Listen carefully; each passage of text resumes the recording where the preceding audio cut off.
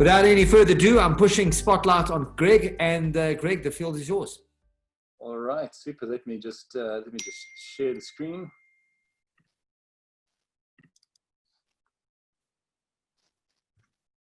All right. Does that seem to be working, guys? Perfectly well. All right, super. Hopefully the technology holds, but please shout if anything does get kind of mixed up along the way. All right. Well, I suppose. Yeah. Well, let me kind of kick off, and this is the first time that I run this through a Zoom call, so hopefully the technology doesn't let us down. But thank you very much to the team at Octagon Financial for inviting me to speak. My name is Greg Maud, and I've had the privilege of taking on some pretty fantastic adventures in some of the world's most incredible places. This includes things like summiting Mount Everest, running across the Kalahari Desert, swimming from Europe to Africa across the Strait of Gibraltar, taking on a crossing of the Greenland ice cap, climbing in the Antarctic, and rowing alone across the Atlantic Ocean. But in addition to being an adventurer, I'm a husband and father of two, and in my day-to-day life, I've worked until recently in the mining industry, in business development. I've spent almost 20 years in the industry working for Anglo American, BHP Billiton, Lonman. And so while my talk today is sharing stories of some of my adventures, I found that there are really a great number of crossover points between these seemingly different two worlds. And I hope that some of my stories help to provide inspiration and perhaps a little bit of perspective in these crazy and challenging times. But first, to adventures. Just what are they? And I don't know if any of you have seen the movie The Hobbit, but this is a favorite clip of mine just from that. Can I help you? That remains to be seen. I'm looking for someone to share in an adventure. An adventure? No, I don't imagine anyone west of Bree would have much interest in adventures. Nasty, disturbing, uncomfortable things. You're late for dinner. Nasty, disturbing, uncomfortable things make you late for dinner. And that is all very true, but luckily I'm not a hobbit, and despite Bilbo's observations, and as uncomfortable and adventures often are, I think there's great merit in adventure and exploration. I believe that by putting ourselves in uncomfortable places, we can achieve some really incredible things. And for those of you who have watched the movie The Hobbit, that's ultimately how Bilbo's story plays out over the rest of the movie. And so today I'll share just a few short stories about some of my adventures with you. And the first of these is about Mount Everest and the importance of dreaming. And I think it's especially relevant in these uncertain times that we as a world are facing now during the COVID-19 pandemic. I think understandably, it becomes very easy for us to just focus on the immediate challenges that are the here and now, things like staying healthy, how do we work in this new environment, figuring out how the kids go to school, and deciding what level of risk you're willing to take to see family and friends. And I think in these times, it becomes very easy to lose track of our longer term dreams. And while that's totally understandable, I believe that by having big and bold dreams, these are the things that motivate us and make us want to get out of bed each day. Having a dream is something that gives us something to work towards in tough times.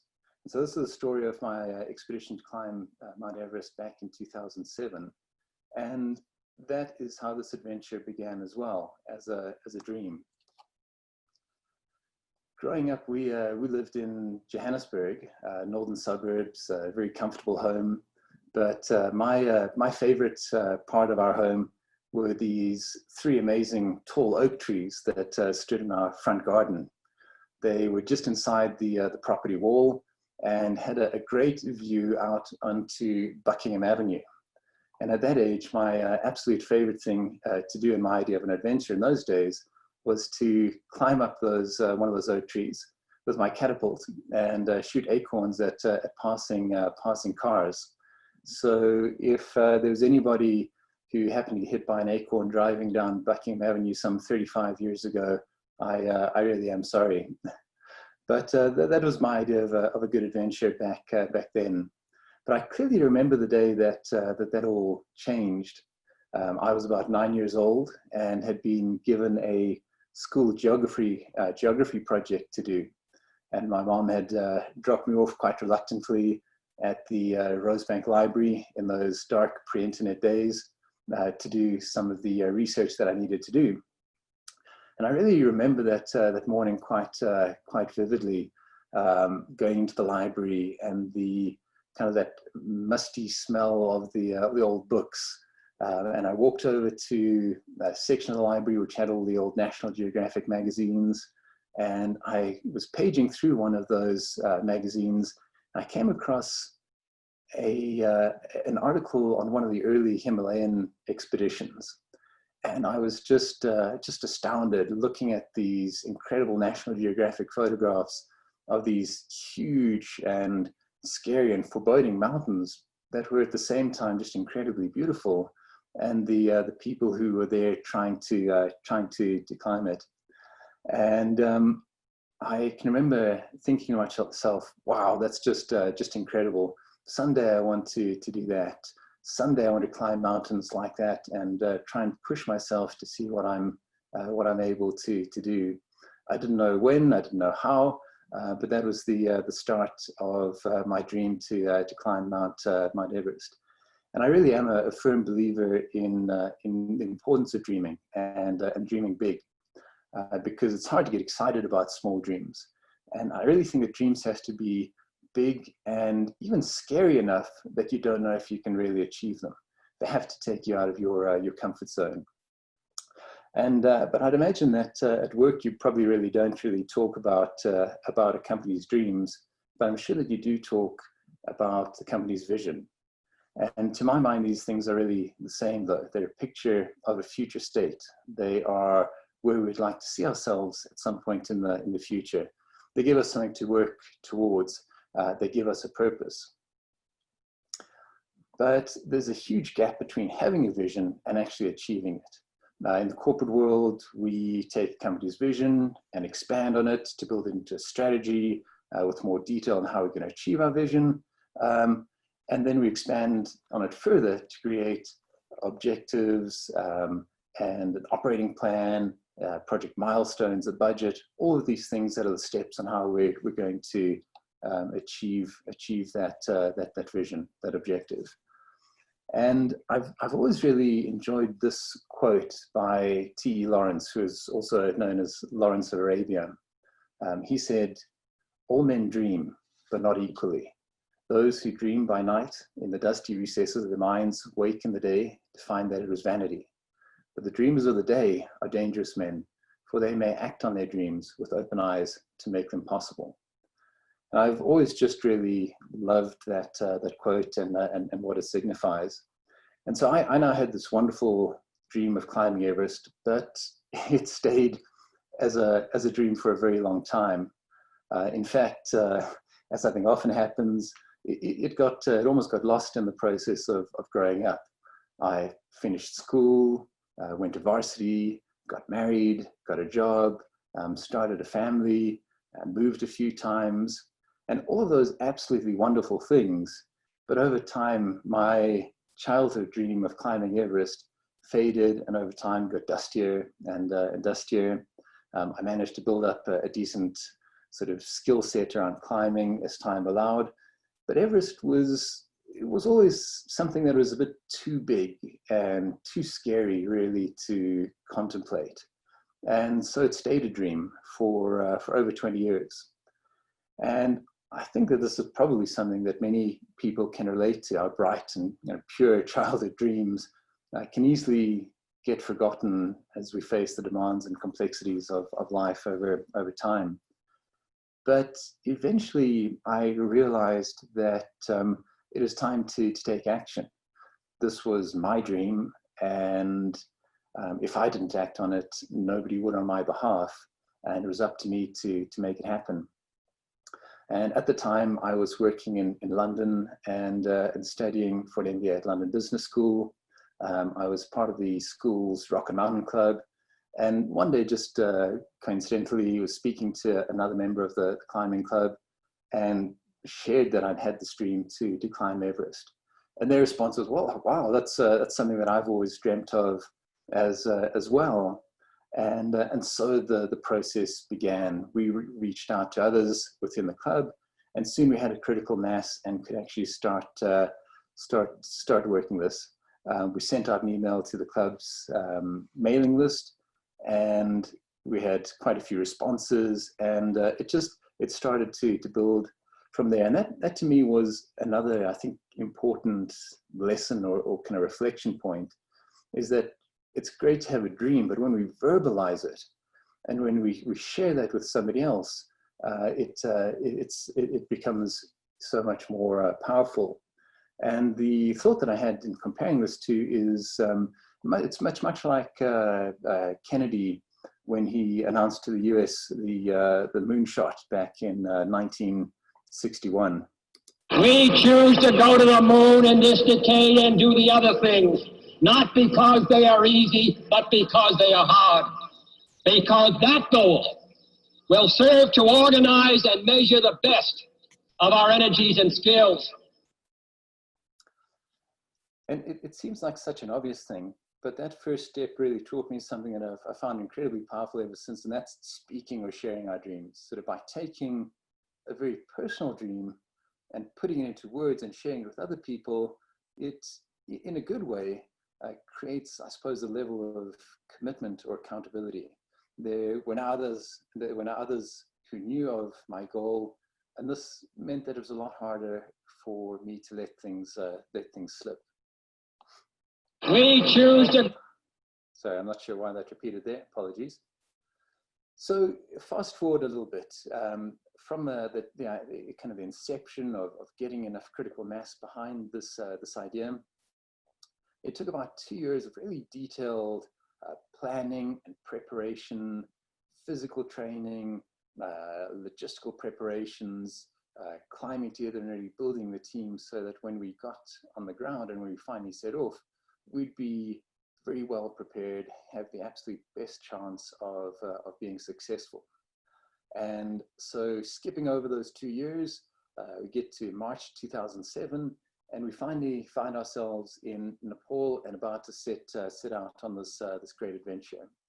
The first step is flight from Kathmandu into the small town of LUKLA, which is at about 3,000 meters from the start of the KHUMBU Valley.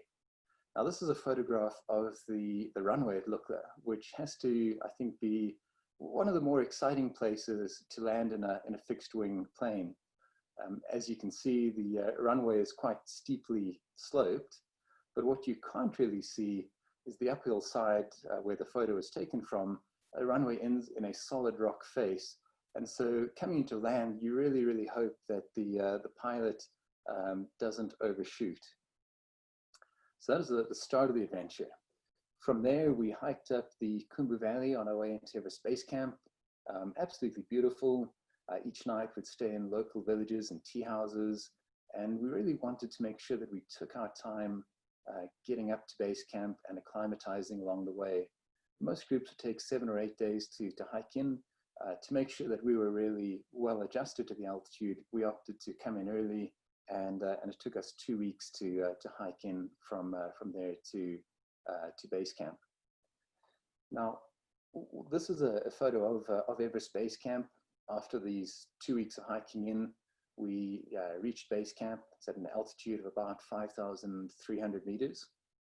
And the neat thing was that we were staying, and our base camp was set up in very much the same spot that the British expedition back in 1953, where Hillary and Norgay were the first to successfully summit Everest. This is where they would have stayed as well. So it's just very neat from both from a physical location point of view, but also because of the history and the significance of the place. Our base camp is actually located on the glacier. So the steep ice fall that you see in the photograph runs down to form a flatter section of the KHUMBU glacier that you actually set up camp on. And this is all the ice that flows down from Everest and from Lhotse on the Nepalese side. It's it's an absolutely awe-inspiring and magnificent place to camp. But even though it is base camp and really only the start of the climb, being at 5,300 meters, being there in early spring at the start of the climbing season, is still a tough environment to have to spend an extended period of time. I'd be based there for almost 2 months throughout the climb, going up and down the mountain. To start with, at night, temperatures would get down to probably about minus 20 degrees or so. And while we tried to make our campsite as comfortable as possible, living at those altitudes and those temperatures for an extended period of time was obviously quite tough. And so was staying healthy. At the elevation of base camp, the body's immune system is somewhat reduced or compromised. It's very easy to get sick, and healing even from a minor cold or ailment just takes a lot longer than it normally would. The air is very dry, and within a short while of arriving there, all of our team were sort of suffering from, as they call it, a KHUMBU cough. It's a hacking, dry cough, similar to what you get in Joburg in the wintertime, but just a whole lot worse. And of course, maintaining hygiene was very, very difficult in that environment. And so throughout the expedition, we're constantly fighting tummy troubles, including a couple of bouts of amoebic dysentery, which just add to the challenge before you even start the climbing side of it. So this graph just shows what our plan was, and actually the ultimate elevation profile was during our time on the mountain. So, sorry, didn't mean to bounce through that. So what we do is we sort of trekked in, and hopefully you guys can see this, trekked in over 2 weeks, and eventually found our way to base camp, spent a few days in base camp acclimatizing. Then what we'd do is we'd climb partway up the mountain towards Camp 1 to expose ourselves to higher elevations, and also to carry equipment, tents, food, and things like that up the mountain. We'd then drop back down, spend some time in base camp. So the old climbing adage around altitude is to climb high, sleep low, and that's what we tried to do. So doing successively higher and higher trips up the mountain, and really just helping our bodies get used to being at such extreme altitude, while also moving logistics and everything we needed up the mountain. Our ultimate goal over time was to reach and spend a night at Camp 3. Camp 3's on the side of the Lhotse face, and I think I've got a photo of that in just a little bit. Not a great place to sleep, about 7,200 meters. And really our goal was to get to that elevation and not much further, because above that, you don't really acclimatize further to the elevation. Above that, your body just starts deteriorating even that much more quickly. So after we had been able to spend some time, spend a night at Camp 3, we dropped down to base camp, and then in fact, even below base camp, further down the valley to lower elevation, relatively thicker air, and really just to give ourselves a chance to recover before waiting for a good weather window to push for the summit. And something else which was I found really interesting, and I think was another lesson for me coming out of this expedition, is that we shared base camp with a number of other climbing groups, and these were very experienced climbers from all around the world. Many of them professional mountain guides. And it was really quite intimidating climbing alongside so many very experienced climbers. I certainly had a decent climbing resume, but in comparison to some of these people, I really was far from being the most experienced person there. But over the nearly 2 months that we were in base camp and called base camp our home, something interesting happened. People who were otherwise very strong and experienced climbers started to throw in the towel and go home. The discomfort and challenge of staying healthy took its toll. And even before being able to try for the summit, there were a lot of people who gave up. And again, I had good experience, but was far from the strongest climber. And this taught me, I suppose, another valuable lesson is that sometimes to make the summit, you don't have to be the strongest climber. You just need to have the grit and the perseverance to see through tough times. And perhaps at the moment, this is applicable to our current situation under COVID, that we just need to have the grit and perseverance to see through these tough times that we're all facing. So this is then just a couple of photos moving up the mountain. This is a section going up the KHUMBU ICEFALL. It would pass through this at least 4 or 5 times during the expedition. The steep section of the glacier, in total, it's about 800 vertical meters going up from base camp towards Camp 1. Absolutely beautiful, these huge blocks of ice, but also a really dangerous place as the glacier is obviously moving, and in particular as the sun came up and as it got warmer in the daytime, you would see some of these big blocks collapsing, and it certainly has been a part of the route where a number of people have gotten into trouble in the past. So what we'd do is we'd get up very early, long before sunrise, to climb through this section while it was still relatively cold and the ice was still relatively stable.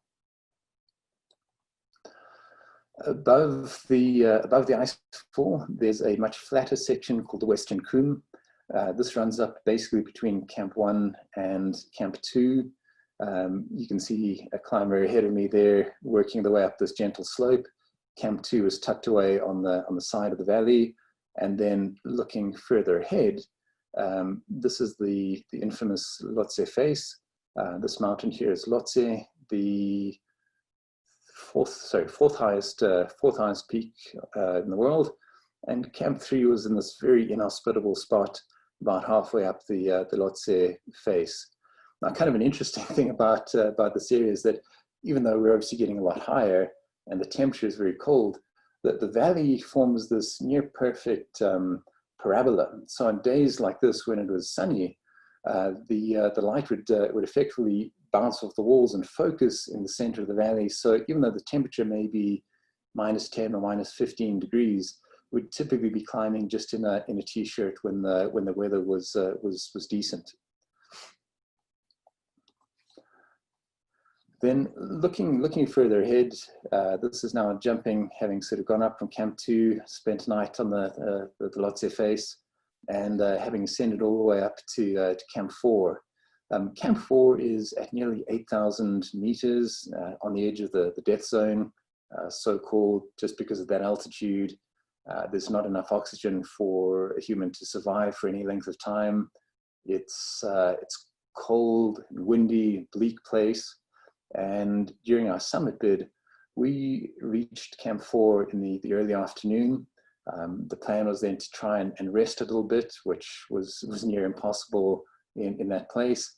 And then we left for the summit that same night at around midnight. Now, it was obviously very cold, and just to illustrate, with the lack of oxygen at that elevation, every simple chore just takes so much longer and is so much more difficult. I remember that from the time I started getting ready to actually being able to get out of the tent, and this was really just having a bit to drink, getting my clothes on, down suit, things like that, and my boots on, took me 2 hours. So something that would normally take at most 10 minutes at a kind of normal elevation, just because of the extremeness, I suppose, of the environment, things take so much longer to do. And we set out from camp just about midnight, and climbing, of course, in the dark, just with a little headlamp on. And whereas here in this photograph, you can see the big macro landscape, the scenery. Climbing at night is a totally different experience. Your world is kind of reduced down from this huge view, which you know is there, to just a small bubble, which is in the light from your headlamp. You can see maybe 10 or 15 meters ahead of you, and that's what your world is reduced to in that for that period of time. It was cold, and the elevation, even though we were using supplemental oxygen, just taking a few steps was incredibly tiring. The climbing Sherpa team had put in place in certain sections of the route a fixed line to help with both from a safety point of view and also from a route finding point of view. But just the effort of walking, take 2 or 3 steps and then have to pause, just having to kind of catch my breath for 10 or 15 seconds and just kind of repeating that cycle over and over again throughout the night, until eventually it came to sunrise. And I took this photo not quite from the true summit. This is from the south summit on Everest, which is it's only perhaps it's not even 100 vertical meters below the true summit, but that's where I was at sunrise. And just and you can see how fortunate I was from a weather point of view. The stage is still beautifully clear. Camp 4, where it come from, is down here. This mountain is Lhotse, which at just over 8,500 meters is the 4th highest mountain in the world. And over here, looking into Tibet, this is Makalu, which is the 5th highest. It's absolutely just a stunning view. And personally, even though I'd been making good progress, there's always so much doubt when you're doing something like this. Am I really going to be able to make it? And this for me was the first time, as the sun came up, that I really started to believe that I could make the summit, that I was close enough, conditions were good, things were holding. And this was the first time that I really started to believe that I could make the top. A little bit later, and now looking up towards the summit, which is in the top left corner, this is a view of some other climbers who are ahead of me looking up, again, towards the summit. That steep section is the Hillary Step, which back in 1953, when Hillary and Norgay climbed and made it successfully to top Everest for the first time, this barrier, it's about a 12-meter or so very steep section of the route, was the last major kind of impediment to them making it to the summit. Interestingly, actually, this section of the route, you may recall there was the very bad earthquake in Nepal back in 2015. That earthquake actually damaged this section of the route, or changed this section of the route. And so the Hillary Step, as it's shown here, as you can see it here, no longer exists. It's not quite, I think, the barrier that it used to be. And then finally, about 8 in the morning on the 17th of May, I made it to the top. This is a photograph of me on the summit shortly after sunrise, holding a photograph of my son. And I carried that photograph with me throughout the expedition, really to remind me that the summit was only half of the journey. And of course, the other half was getting back down safely so that I could get home. Now on the summit, it was, of course, very cold. I'm terrible at estimating temperatures, probably -30, -35, something like that. But luckily, there was hardly any wind. And so you can see I'm actually there without gloves on, which is normally something that would be quite unheard of in those sorts of conditions. But I spent almost an hour on top of, on the summit, just marveling at the incredible view and really being filled with a sense of joy at having actually been able to fulfill this dream of mine. And so climbing Everest for me really was the realization of a dream. It taught me the importance of dreaming and dreaming big, as it gives us something to work towards and purpose. Taught me the power of speaking our dreams and sharing them with others, as it creates commitment and builds momentum, and having the courage to act on these things. And it also taught me that sometimes to reach our goals, we don't have to be the strongest climber on the mountain. We just need to have the grit and perseverance to keep going when others may give up. And now a little bit more briefly, but switching just for a comparison to a different adventure. I'd like to move from the mountains to the ocean and just share a little bit about the story of my row across the Atlantic in 2015 and going into 2016. And in many ways, it shares the same beginnings as Mount Everest. It began as a dream. From Everest, I'd realized the power of dreaming big, sharing my plan with others, and working hard to make it happen. And in this case, my goal, what I was hoping to set out to do, was to row in a rowing boat across the Atlantic Ocean from one side to the other, using nothing but my own strength for propulsion, and in this case, to do it alone, to do it solo. And of course, I took that dream and set about making it real. I spoke to my family, got their support, and I'd never rowed before, so I had to learn how to row and to navigate at sea. I got a boat and studied that from top to bottom, so that if anything happened while I was out on the ocean, I'd be able to deal with any issues that came up. And I trained absolutely like mad. On top of a demanding job at the time, I was training more than 20 hours a week, usually getting up very early in the day before everybody else got out of bed, putting in a training session then, and then again later at night once everybody had gone back to bed, training further. So really just pushing hard to make sure that I was physically and mentally prepared as I could be going into that adventure, and that I was ready for the challenges that lay ahead. And so what does that route actually look like? My route was starting in the Canary Islands, just off Morocco, and then heading south and a long way west, aiming for the island of Antigua in the Caribbean. Now, I entered the Talisker Whiskey Atlantic Challenge. It's actually an organized event that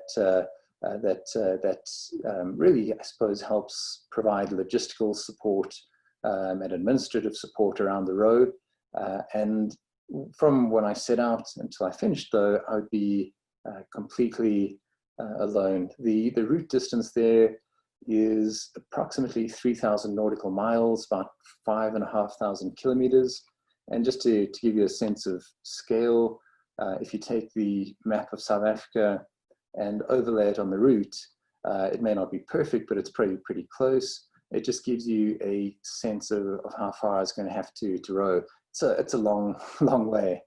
And throughout the crossing, I'd have no means of propulsion other than myself, and would receive no outside support. I'd really be on my own.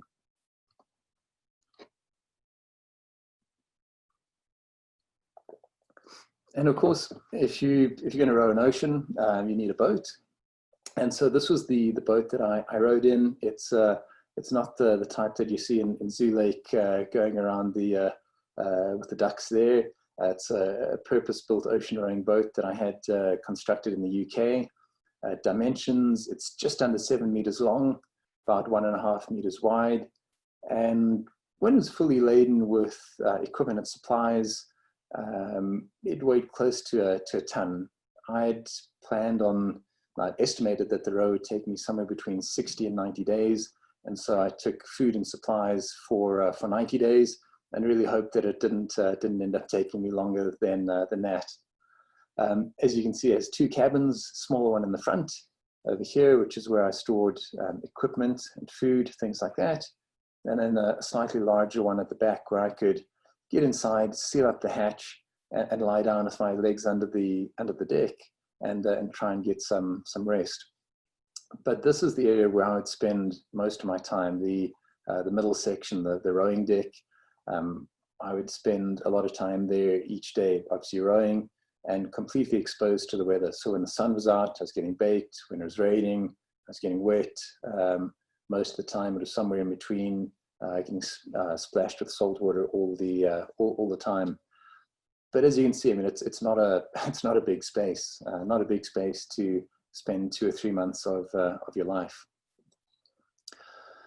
And so after years of dreaming, planning, and preparation, the day finally came around for me to set out across the Atlantic to leave from the Canary Islands. And it was one of those days where it was filled with emotions. On the one hand, this incredible excitement to be setting out on this adventure I'd been working towards for so long. But then on the other hand, this real fear, this sort of pit of your stomach kind of fear and uncertainty of really what was to come. And even though I obviously knew it for a long time, I think the scale of the challenge really dawned on me as I set out. I'd have to row 3,000 nautical miles, 5,500 Ks before seeing land again. The psychological weight of what lay ahead became almost too much. And the worst thing is, of course, that I'd be facing conditions that were completely outside of my control, and that could have a huge impact on how long it would take me to get across. I'd physically prepared, so I knew I was in good shape going into it, but it really, the weather and conditions could have such a big impact that I thought it would take between 60 and 90 days for me to make the crossing if all went well. Now, if any of you have done something like a race where you don't really know where the finish line is, it's very tough. You don't know how to pace yourself and motivate yourself when you don't know where that finish line is. Now, from a distance point of view, of course, I knew where the finish was, but imagine not knowing by a month how long it's going to take you to get across. A month of incredibly hard physical, sometimes hazardous sort of environment to kind of get to the finish. It really kind of played with my mind quite a bit. Now, if you combine that with storms that can capsize the boat and push me backwards at times, you get kind of a sense of the mental challenge. And so the physical aspects of it, and this clip is just a little bit of me actually kind of rowing in what are pretty normal conditions. You can see things are never still. The boat's always moving. And pulling the boat through the water for up to 15 hours a day, weighing almost a ton, put a huge strain on body, back, arms. I diligently worked beforehand to kind of toughen up my hands to get a nice set of calluses, which would help with all that time on the oars. Within a day of being wet constantly, those that blistered and come off got from being wet all the time, the salt water. It's really nasty boils, salt sores on my bottom from sitting on the rowing seat, and so it was just a huge physical challenge as well. And after the first few days of almost being overwhelmed by the size of this, I kind of remembered the old adage about, well, how do you eat an elephant? And as it says, one bite at a time. And I saw the truth in this and realized, I suppose, that I didn't really have to think about the magnitude of the whole challenge. I instead should look at it and say, well, okay, it may be 3,000 nautical miles, but if I break it down and look at the first half and then the first quarter and into smaller and smaller chunks, I eventually kind of started looking at it not about having to row 2 or 3 months and 3,000 miles, but about what I just had to achieve in each day. And breaking it down even further than that, so that each day I had an established routine, so that I didn't have to worry about the bigger picture. I just had to know that if I was very diligent about doing each part of my daily routine, over time, if I kept at it, kept persevering, I'd get there. And what that routine would look like typically is I'd get up 2 or 3 hours before sunrise. I'd row until about 8 in the morning, have a little snack to eat, row a couple more hours, then wipe off the solar panels to make sure that as the sun came up and was at its sort of brightest each day, the solar panels on the boat would help charge the batteries. stop at lunchtime, have a sort of quick snack. 2 in the afternoon, I'd run the water maker, desalinate it to produce fresh water for the next day. 4 in the afternoon, I'd hop in the water, tether to the boat and scrape off any barnacles or things that may have grown on the underneath of the boat, and then dinner later in the day. And so I'd break the day down into these 2-hour chunks. And even though I'd never obviously rowed an ocean before, doing it that way helped make it a lot more manageable. I know that I'd spent many training days on the rowing machine at home, and a 2-hour stint was something that was very manageable. So it's taking this huge elephant and working it down into much more bite-sized and much more manageable pieces. And also, one of those things, like routine is one of those things that sometimes it's associated with being boring.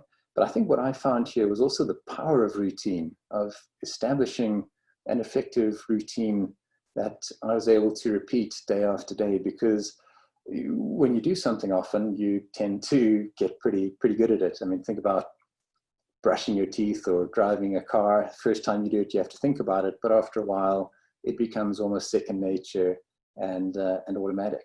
And so it was really trying to reduce the amount of almost energy of thought that had to go into things, and also just to make things a lot more efficient. Sort of a silly example, I suppose, was having to go to the bathroom, having to pee. I figured, well, okay, if I am rowing for, call it 60 days, and if I'm staying well hydrated, which I really should, I'd probably need to go pee, say, 10 times a day. And on a boat that's bouncing around in the ocean, if I kind of stop, place the oars in the oar locks just to kind of keep them from washing around, stand up, try and balance, not to fall over the side, go to the loo, and then sort of sit down, reverse everything, and start going again. It would take me perhaps around 2 minutes or so. And of course, you do that 10 times a day, that's 20 minutes. And I thought, well, okay, maybe a much more efficient way of doing it is to rather have a pee bottle, something that I could just stay in my seat, go to the loo, empty it over the side, and then keep going. Cut that time in half.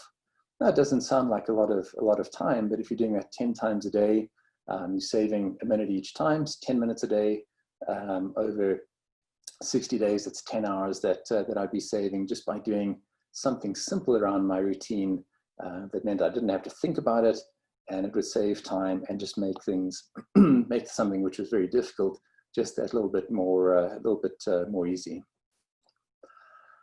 Of course, aside from all the challenges and the physical aspects of it, there were some amazing highlights as well.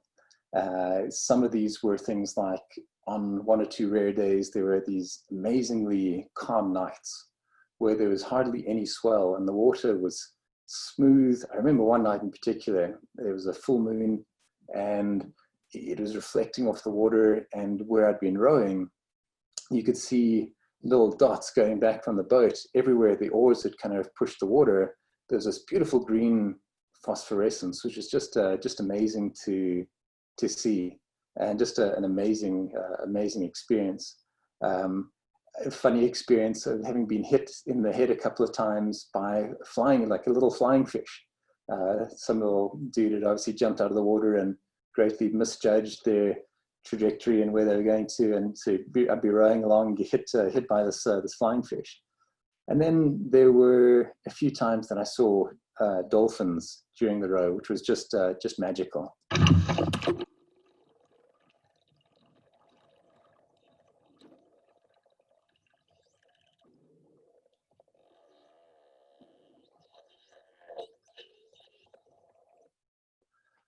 And just so amazing to see. And the neat thing was that you could hear them whistling in the video, hopefully. And that was the first thing that I could tell that there were dolphins nearby, is not from sight. You could almost always hear that whistling before you'd see them. And just fantastic to see, but also especially rowing alone, which puts some unique, I suppose, stresses as well on you.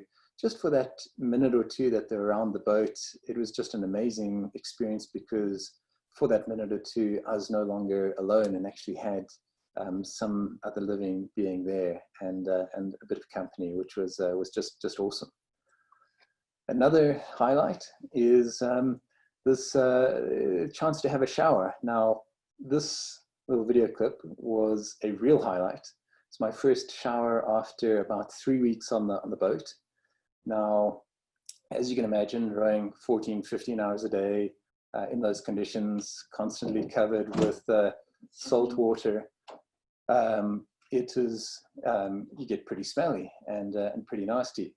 And so this was the first time in about 3 weeks when a rain squall came over, and there was enough water that I could have a little shower. You can see there's some rain squalls behind me. I'm really hoping that one comes overhead. My bar is so pretty. I'm looking forward to a bit of a shower.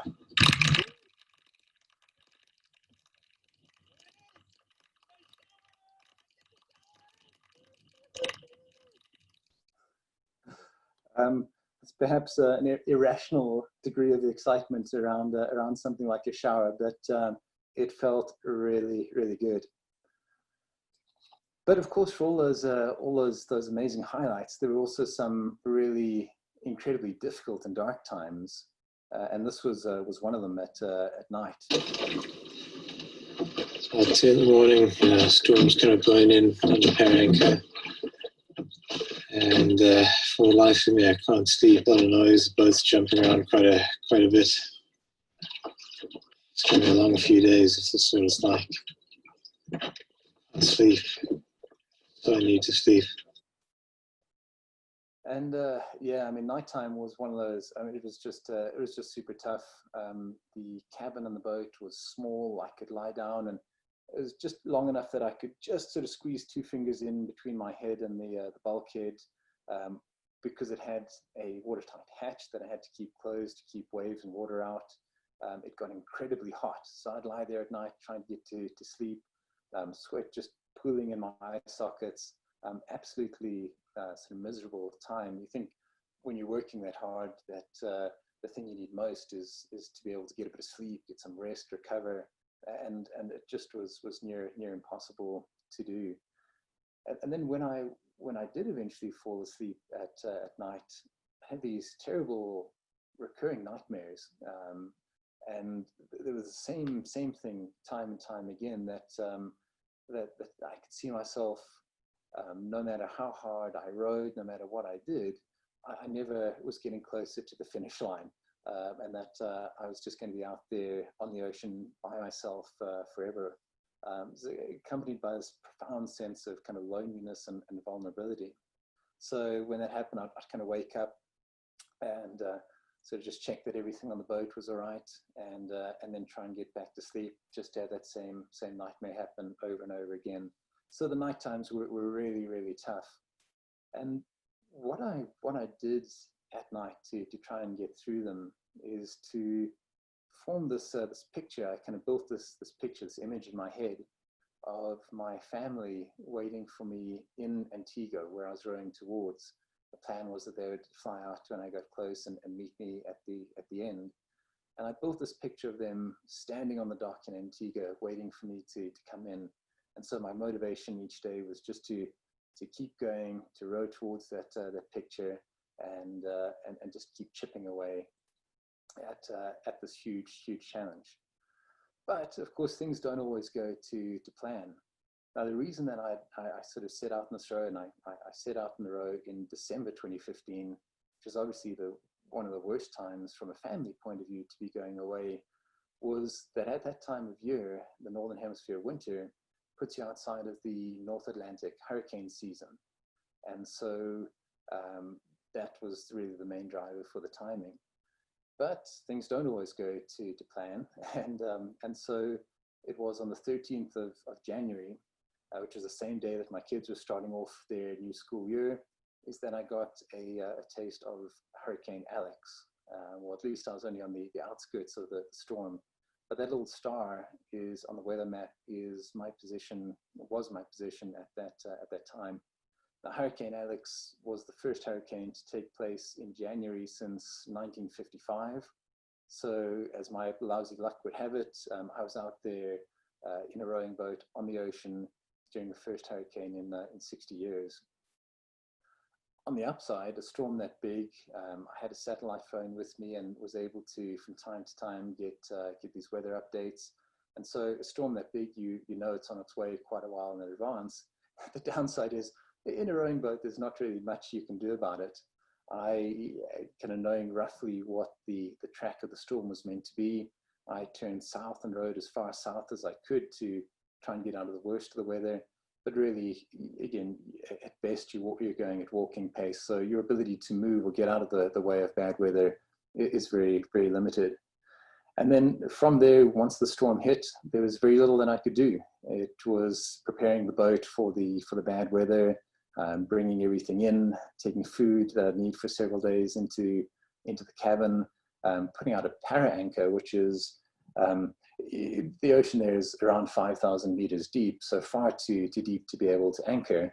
So I threw out a parachute anchor, which inflates in the water and basically helps slow down the rate at which the boat drifts, that I'd be pushed in the wrong direction. Here you can see the wind is coming out of the west, so pushing me back in exactly the wrong direction. And when the storm hit, I just had to batten down the hatches and ride it out. It was a sort of pretty miserable and pretty tough 3 days. The storm absolutely battered the boat, and had swells of between 8 and 10 meters, and boat capsized and almost capsized a number of times. Thankfully, with everything sealed up, self-righted, there was not much damage, and was also pushed backwards about 100 k's from where I'd made it. So it's one of those things that I mean, it's a huge amount of work to kind of make progress in the first instance. To then kind of get pushed back and have to cover that same ground again was just hugely demoralizing. But I think in some ways also a little bit like the pandemic that we're now all facing. I mean, we could see it coming for some time in advance. There are a few things that we could do, perhaps not all that many. Change our routines, wash hands, wear a face mask, and then really we had to kind of batten down the hatches.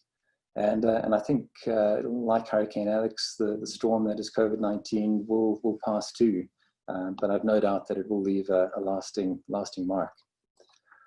And then finally, after chipping away for so long, halfway, 1,000 miles to go, 500 miles to go, 100 miles to go, I slowly kind of made my way across the Atlantic until this was a video on the last day when I was just 15 miles from Antigua. It's about 15 miles to go. I see land. There's land. First time in 53 days. Oh, another 5-6 hours, I guess, and I'll be there. Oh, looking forward to that. So obviously very excited to be almost there. 53 days was a little bit quicker than I sort of thought I may make it across. Despite the storm and that generally favorable wind conditions, and just working really hard to get across. But that last day was one, you see the excitement in the video, but it was also one filled with a lot of mixed emotions again. On the one hand, this huge relief to be almost there, and again, believing that I was going to make it to see my family that day. On the other hand, knowing that this incredible adventure, this amazing experience, was drawing to a close and was almost over. It was quite a bittersweet moment. And then as I rode into English Harbour in Antigua that night, there's this overwhelming welcome. By coincidence, I happened to arrive in there during Yacht Week in Antigua, which is when these incredible super yachts all congregate in Antigua and hang out there for about a week or so. So out of the dark, I kind of round this corner, having spent almost 2 months alone by myself, to this harbor that is filled with these enormous super yachts. One of the yachts who had been able to, I suppose, track or find out my progress, knew that I was from South Africa, started playing the song Africa by Toto over their kind of loudspeaker, and sort of blowing the horns on the boat. It was just an absolutely amazing experience, but so overwhelming, having come from the solitude of being on the ocean alone for so long. and eventually to be able to kind of reach that picture that I'd been rowing towards of my family on the dock that had kept me going through those darkest moments. This picture that I'd really been working towards, taking those first wobbly steps back onto land, were filled with such joy at being back with them, joy of having taken on a great challenge and of having been able to see it through, and joy of having realized a dream. So some of the lessons that I really learned from the row are that sometimes kind of when you're faced with these seemingly insurmountable big challenges, you make them much more achievable by eating the elephant one bite at a time. I think that there's a real power in routine, and that really helps us to take things that are difficult and sometimes simplify them and make them much more manageable. And like on Everest, to never ever give up. And so these are very different experiences, very different adventures, climbing a mountain, rowing an ocean, but they really did, believe me, I suppose, taught me a number of lessons that have been very relevant to the rest of my life about dreaming big as a way of giving direction, of having the courage to act on your dreams, otherwise they'll always just stay as dreams, of the importance of always preparing relentlessly to give yourself the best shot, but not to be afraid of failure, because if you're dreaming big enough, that's bound to happen at some point as well. And then having the grit and perseverance to batten down the hatches and to keep going through the tough times. Because I think when we do these simple things, I think we can all really achieve incredible things. It's been a pleasure speaking to you, and I'm glad to take any questions. Fantastic. Thank you so much, Greg. I'm going to just ask you to shut down your share screen for a second there. All right, let me do that. Okay, got it. Okay, wonderful. And I'm going to take you off Spotlight. Wow, Greg, I mean, I must say I really was looking forward to this, but I certainly didn't expect this. And I cannot thank you enough because, and I'm speaking for myself here, I'm not even speaking from an Octagon standpoint. This has been incredibly inspirational.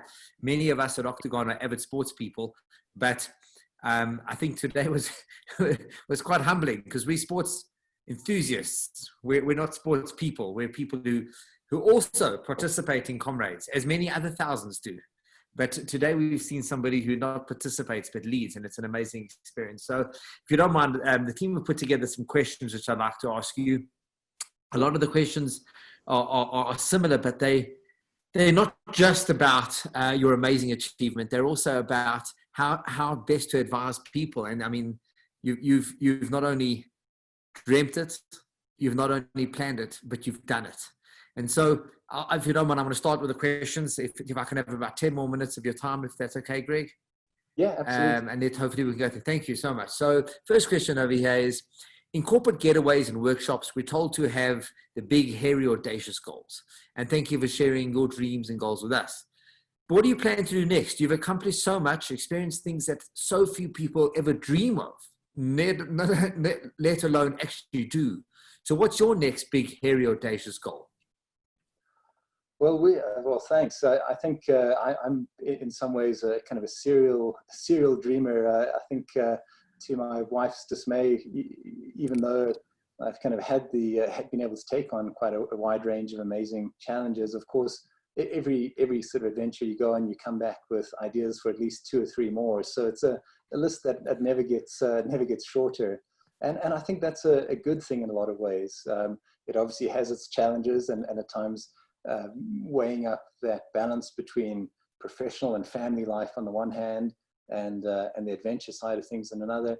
It's quite a difficult balancing act to get right. I'm very fortunate to have a very forgiving and accommodating family who let me do these things. But I've got a couple of other adventures that are planned at the moment. I'd hoped actually this year to finish my quest to climb the 7 summits, which is the highest on each continent.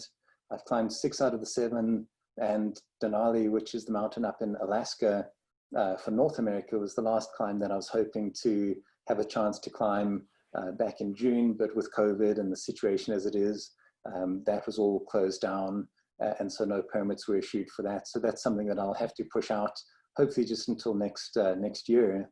But a longer term project that I'm also working on that I'd love to be able to make happen is a traverse of the Antarctic. So to start on one coast, ski to the South Pole, and then ski or kite from there to the other side of the continent. Just I had the privilege of spending some weeks back in 2008 climbing in the Antarctic, and just an incredible place. So remote, so pristine, so beautiful that it would be absolutely wonderful if I was able to make that happen. And so those are a couple of the adventure goals that I have kind of lined up, hopefully for the next few years.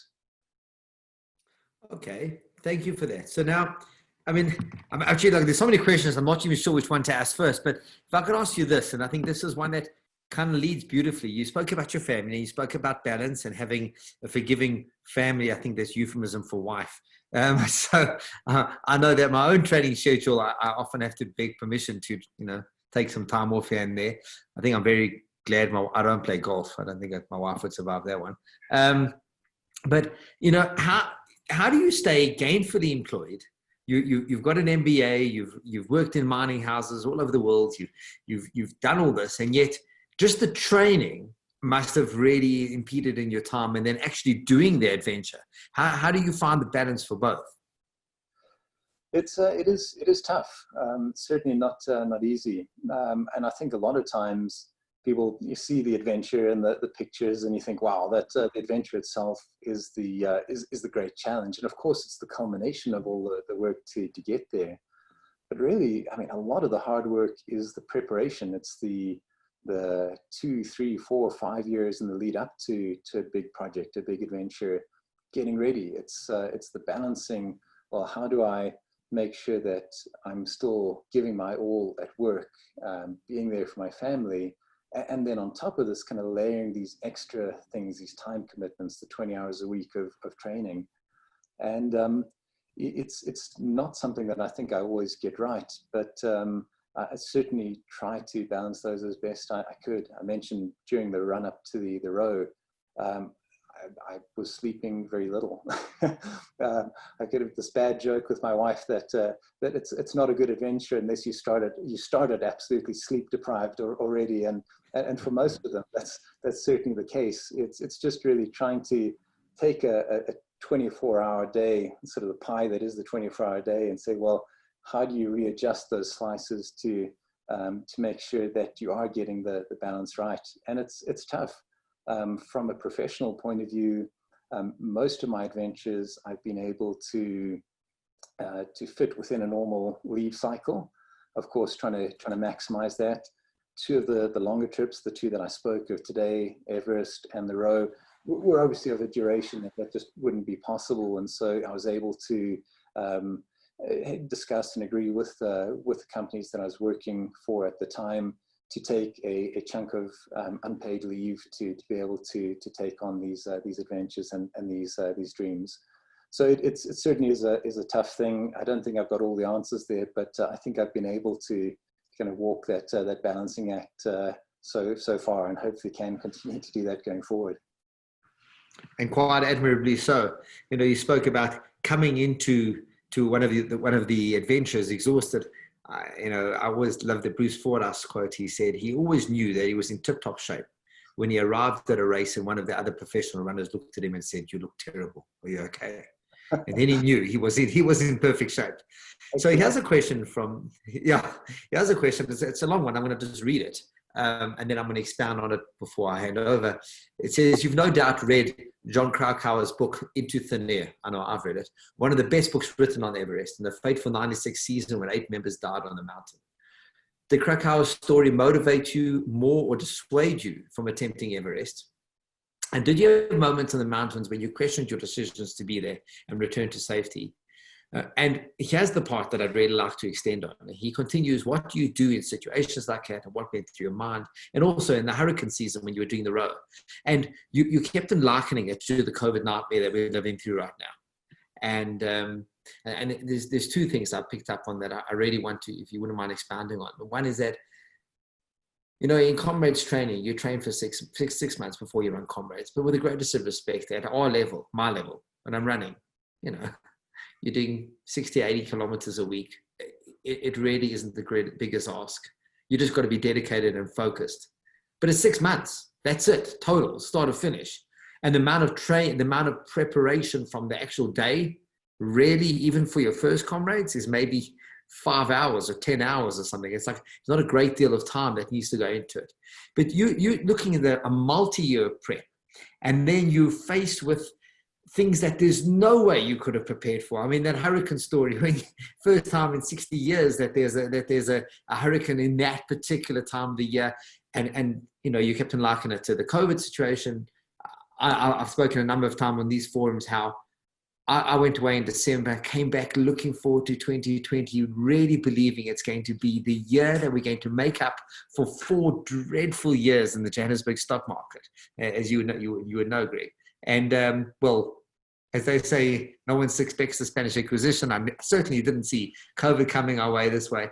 So how have you, what tricks can you tell us? What inspiration can you give us to say, there's this wonderful saying, you can't control the rain, and so you need to learn to dance in the rain. And that's what you've done. I mean, that's, if you say, what has Greg Moore done better than anybody else? You don't control the elements, you just battle through them better than anybody else. So what motivation can you give us on that one? Yeah, sure. And please shout if I'm going off course. So quite a I suppose a multifaceted question, but I'll give it my best.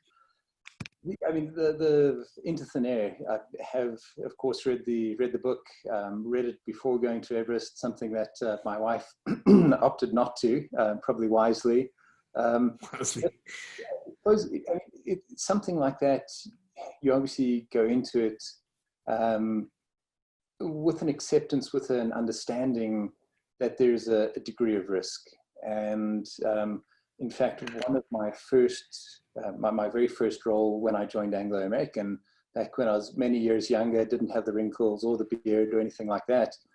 Even though I'd come from a completely different background, I joined Anglo in their internal audit function.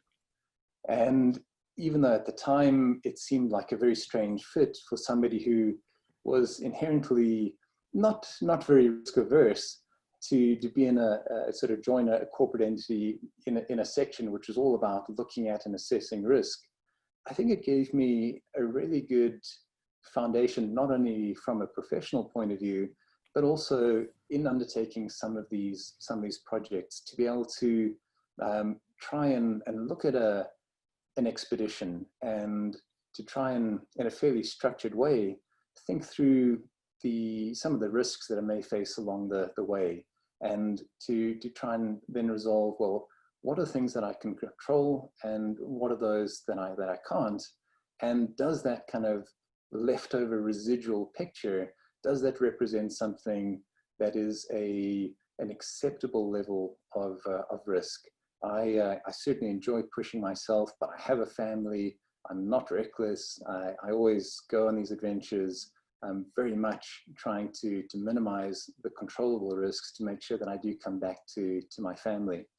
And so Into Thin Air, in a way, was an input into that risk assessment to say, well, what are some of the lessons in that horrible tragedy that I can and future climbers can learn from, so that we don't repeat the same mistakes?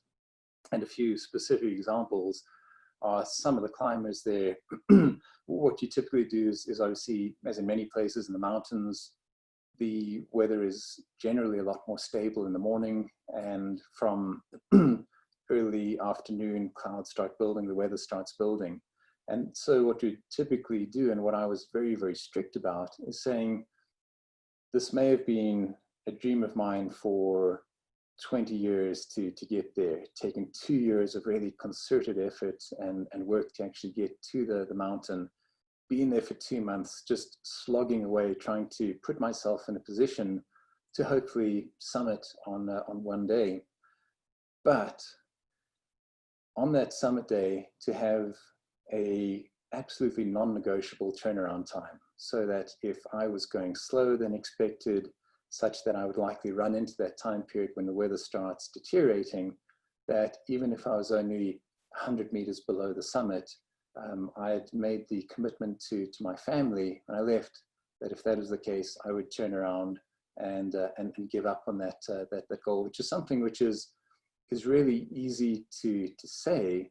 And I believe if it had come to that, fortunately it didn't, I would have stuck with that. Luckily, I was able to make fairly good progress on summit day. Conditions were reasonable, and so I arrived up on the summit well before my kind of agreed turnaround time. But I think that that discipline from internal audit of being able to try and look at and structure a risk assessment, a risk framework around these activities has actually been very helpful. It was very helpful in the row as well, and so I think that that's something that in a way has been where I've had lessons from the corporate side that have fed into the adventure side, and I think to the benefit of both. I don't know if that helps answer the question there. Very much so. If you don't mind, just two more questions, and I think you've answered the more difficult life lesson questions, but just a question over here about vulnerability. And you're a man that I mean, I know a bit about your family, and you have your own education and your own job, and a lot of those are areas that we can control. But the question of vulnerability, allowing yourself to go into a space where you have no control over the elements. I understand that you've just explained to us how you had your own cutoffs. In our world, we'd buy a stock with absolute conviction that it's going to go, and then having the humility to say, well, that one didn't work out. That part I understand. But to submit yourself to the vulnerability of that. And the question was actually, which one did you feel more vulnerable at, climbing Everest or rowing solo? But if you could extend that question to how do you deal with that vulnerability, bearing in mind that most of your life it's been about creating control by education, by having the right jobs, et cetera, et cetera. That's a really good question, and in many ways a tough one. I think, as I mentioned before, it's really trying to kind of assess a situation, accept and do what you can to control the controllables, but realize that there's always going to be kind of a residual risk, kind of level of vulnerability that's left over. Now, looking between Everest and the row, there's such different beasts in a way, both long, huge, physical, challenging adventures. I mean, objectively, Everest was probably the more dangerous, but in many ways, I think I felt more exposed and more vulnerable on the row, and for kind of a strange reason. Like on Everest, you're in a very dangerous environment. It's cold. People do die there from time to time for various reasons. But in my head, unless something tragic and instant sort of happened, I'd be able to kind of walk out and get to a village within a day.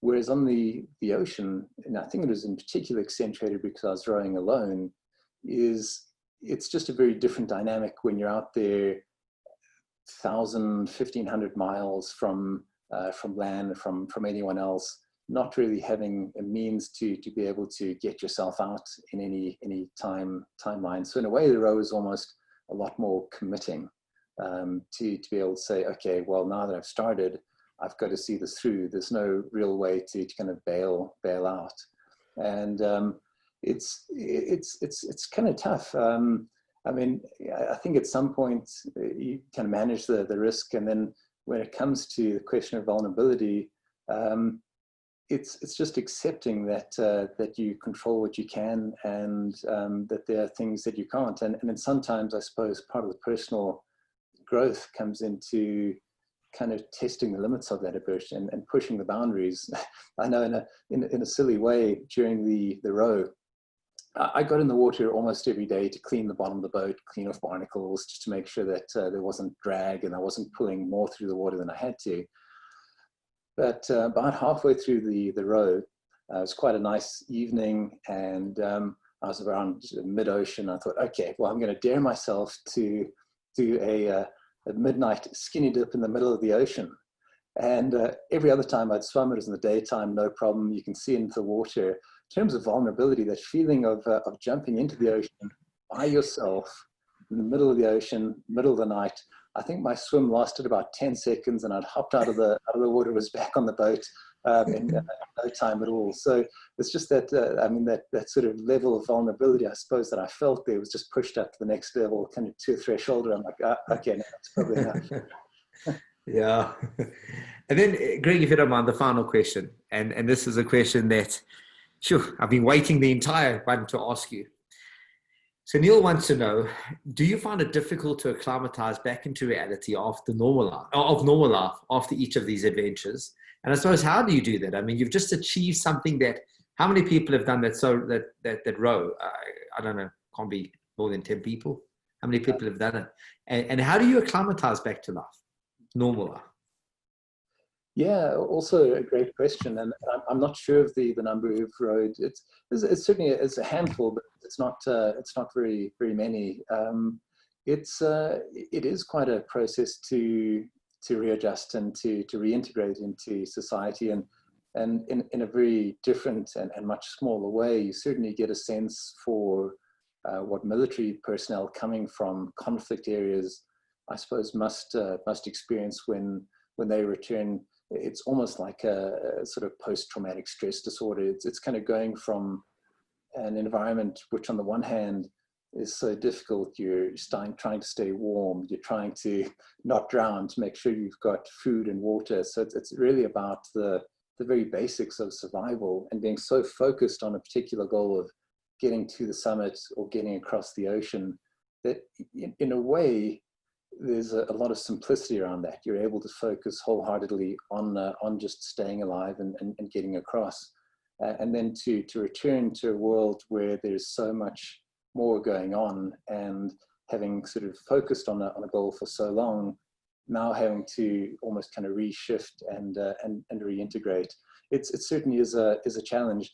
One thing that we made a terrible mistake at the end of the row is we were living in South Africa at the time, and so the flight routing back was through New York, and so my family had to come out to meet me in Antigua. We sort of ultimately kind of made our way back, and I think it was about 3 days after getting off the ocean, having spent all this time alone, really focused on this singular goal. We ended up as a family walking through Times Square in the early evening, just packed with people, lights, all the stimulation that I didn't have. And I'm usually reasonably okay with these sorts of things, but it was just kind of overwhelming and almost shut down. So what we try and do as a family is after a big adventure to try and just spend a bit of quiet time together alone, to almost have that first small step in reintegrating. But it certainly is a challenge after a big adventure to get back into the world. I can only imagine. Well, Greg, it's been beyond fascinating and inspiring, and I cannot thank you enough for number one, giving us your time, for sharing with us your experiences, and we look very forward to catching up in a couple of years after your next big one. And no doubt hearing other inspiring stories. So thank you very much. And again, thank you to your family for the hour that they've given us as well. So thank you very much, Greg. And also thank you to Yehuda and to Susan for putting this thing together. Guys, thanks very much. To Greg, have a wonderful day. Everybody at Octagon, have a wonderful evening. Thanks for your time, guys.